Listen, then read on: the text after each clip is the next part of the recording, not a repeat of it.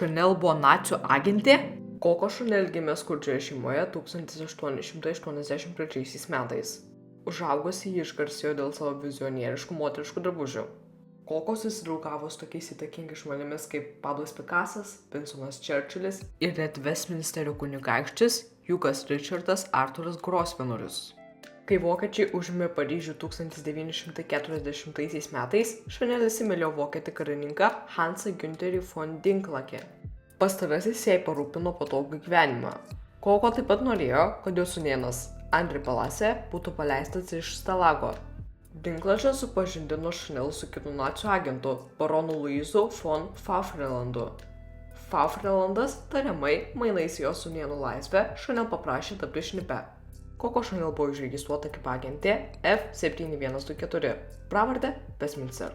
Likusią istoriją ir visą istorijos ledkalnį galite rasti komentaruose.